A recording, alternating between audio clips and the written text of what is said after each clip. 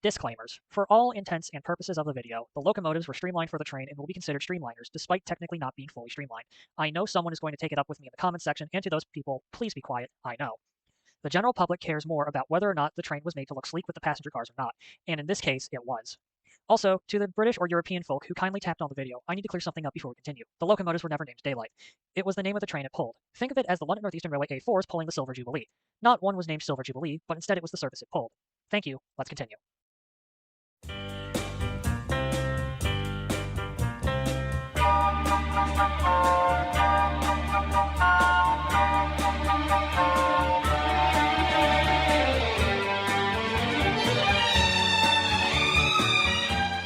During the Roaring '20s, many railroads in the western United States were jockeying for a position for who could have the best passenger service and steal riders from the other service at any given chance. However, our battleground takes place on a 400-mile section of track in California between San Francisco and Los Angeles. Here, two railroads of titanic size would be clashing, the Atchison, Topeka, and Santa Fe, and the Southern Pacific. On April 28th of 1922, the Southern Pacific would open up a new luxury service between these two big cities that would run from April to November and would run during the day. It was being pulled by state-of-the-art motive power, and it cut down time by 2 hours, adhering to a 12-hour schedule. That train would soon be known as the most beautiful train in the world, and it was called the Daylight.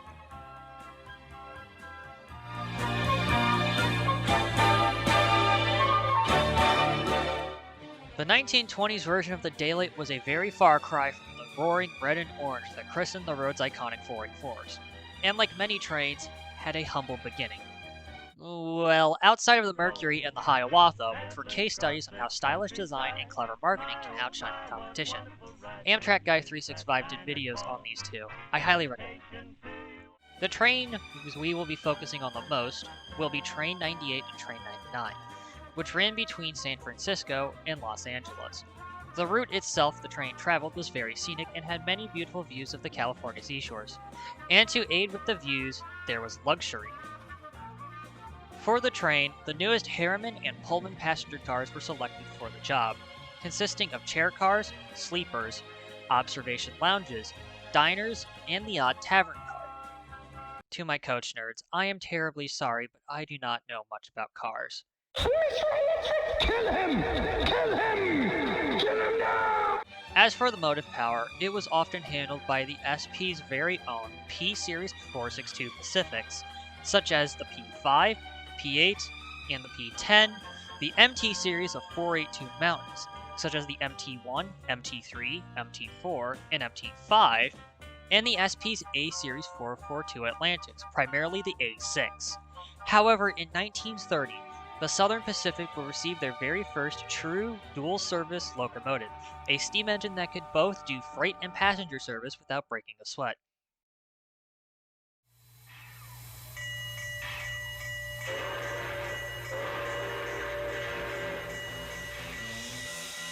Breaking the curtains of the Baldwin Locomotive Works in Philadelphia, Pennsylvania, the first 484 Northern for the Southern Pacific would show its face to the outside world. This new series of locomotives would be classified as GS1, GS standing for either Golden State or General Service. They rode on 73.5-inch drivers, had a boiler pressure of 250 psi, 27 by 30-inch cylinders, and could put down 4,000 horsepower at 50 miles an hour and 63,250 pounds of tractive force. How powerful was this? Well, the sources I'm using don't exactly list their maximum tonnage rate. So we are going to use a very similar analog in terms of performance.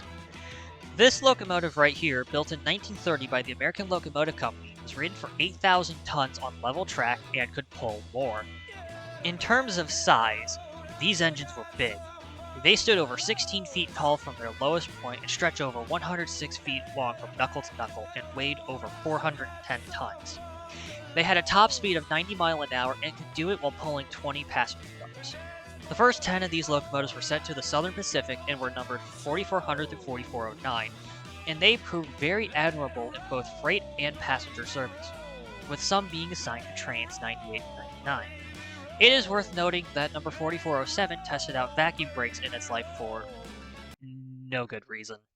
I literally cannot find a good reason. And yes, to my SP guys, I know about 4402 going sky high in 1931.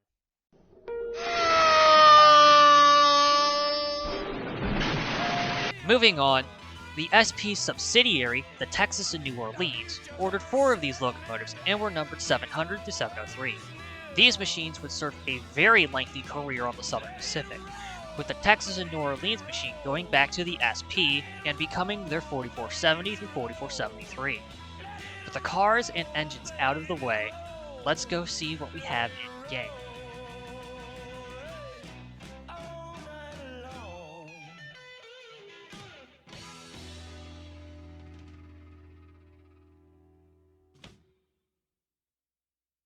Wait, this is seriously the daylight? Yes, it is. And we are going to take a dive on how my gracious contributors and I built this wonderful machine. The GS1 itself was not fun, let alone finding references for the darn thing. As many of the clever viewers could put together, there are no GS1s around today, with the last example being the Torch in 1957. So, I had to go look at brass models to see what I was doing. Very expensive brass models. However, that was not my only reference. Albeit not a GS1, GS6 number 4460, preserved in St. Louis, Missouri, and with builder's plates she tactically acquired from God knows where, is very similar mechanically to a GS1 in the late 30s and early 40s. This is when the crossheads were being swapped from alligator kind to a multiple guide kind that reduced weight and friction. The smoke boxes were also being changed out later in life for a much more bubbly appearance, with the deletion of numerous door dogs being present. The tenders were also getting swapped out from SP-C2 type tender to the much more familiar tenders we would see behind many of the GS's. The piping functionally was identical, with the feed water heater, the injector, the air reservoirs, the air pumps, and many other appliances being in the same spot as a GS1. This is going to be a reoccurring theme throughout the series. Do keep in mind that what I had just listed is only the tip of the iceberg in terms of these engines. So, with complete historical accuracy thrown out the window, the true die-hard foamers clicking off the video, and mechanical accuracy in mind, this is the result I got for a GS1 that would have pulled the daylight. The sounds have been sourced from many engines, with engine sounds coming from Minneapolis, St. Paul and Sault Ste. Marie H23 Pacific number 2719, SP-P8 Pacific number 2472, and a third locomotive that'll be very important in the near future. You'll see why. The coaches are, well, rather basic. However, there is a method to my madness. The so-called balloon-top coaches were made by taking an existing heavyweight model and chopping the top off like a hunk of salami. Then, I scratch-built a roof for the car using reference photos of existing SP prototypes, and off my merry way I went. The interiors are nothing special, and we're not going to be showing them off here because of how boring they are. Now, the eagle-eyed viewers will notice that the locomotive and cars from the outside are extremely detailed, while on the inside, not so much. Why is this? The answer is optimization. The GS1 and coach set can be ran on a full server at track speed without putting a dent in the server machine, meaning that I had to make sacrifices in some spots. While interiors are nice to have, nobody is going to exactly be looking there, which is something that absolutely no scale modeling company has picked up on since the 70s, and is why the most affordable piece of actually decent passenger equipment costs more than my college tuition. With everything out of the way, let's see what we have so far underway.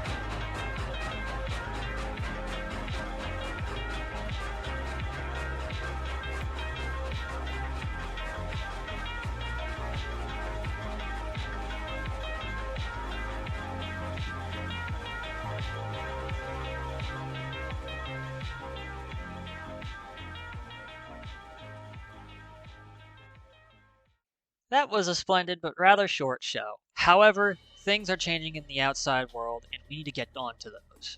As the Daylight kept pulling passengers on its selected dates of travel, the competition was catching up. The 1930s was the decade of the Streamliners, and the SP had somewhere between jack all and nothing in terms of Streamliners. So, while on a semi-shoestring budget, they began setting their plans into motion.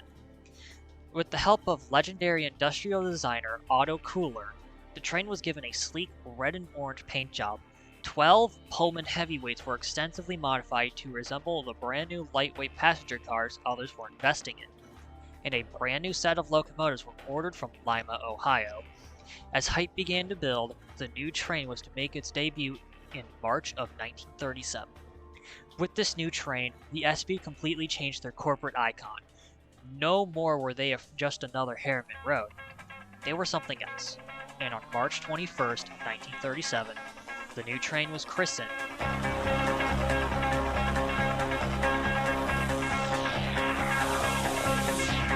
What do you say when there are no words?